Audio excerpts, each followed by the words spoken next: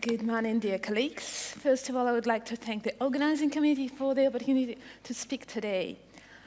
This is my commercial disclosure. So the choroid, it still remains one of the least explored structures of the human eye, and attempts of morphological research face significant methodological limitations, and the few available in vivo diagnostic methods do not give a complete picture. The key idea of all studies aimed to measure choroidal thickness is the assumption that the pathological processes taking place in the choroid sooner or later will lead to a change of its thickness. As it has already been mentioned many times yesterday, the swept source OCT technology gives a unique opportunity to visualize and automatically recognize the boundaries of the choroid. However, it is still unclear how to interpret the results, since the normative value, as well as the factors affecting it, have not yet been determined. So the aim of the study was to investigate the choroidal thickness in healthy individuals and its relations to potentially influencing factors. The present study is a cross-sectional population study. The participants were recruited among the university hospital's medical staff. Each participant underwent swept source OCT, and the information about the choroidal thickness in 9 sectors of the ETDRS chart has been taken from the standard report. Age, sex, body mass index, arterial hypertension, diabetes, and obstructive sleep apnea were considered as factors potentially affecting the choroidal thickness. And to assess the influence of circadian rhythms, a small group of 9 participants has been chosen for a short prospective study. Each of them underwent 2 consequent examinations at 8 a.m. and 8 p.m. of the same day. For the regression analysis, foveal choroidal thickness and mean macular choroidal thickness for all 9 sectors were taken into account. Here you can see the demographic characteristic of the sample.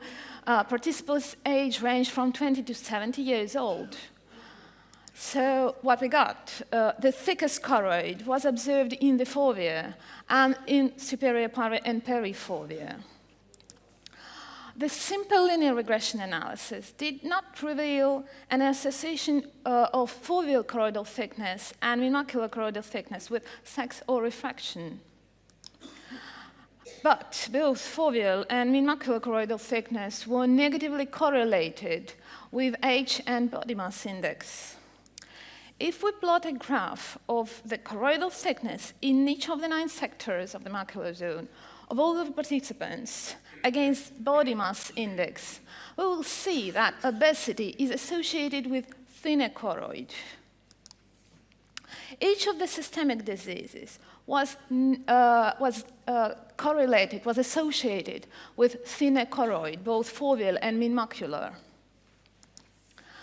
The prospective study did not reveal a significant diurnal choroidal thickness variation.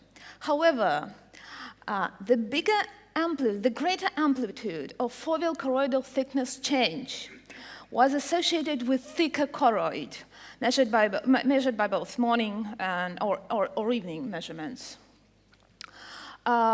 The mean amplitude of foveal choroidal thickness change was about 6 microns, and it was 5 microns for mean macular choroidal thickness variation, which is even less than actual resolution of the OCT machine we used.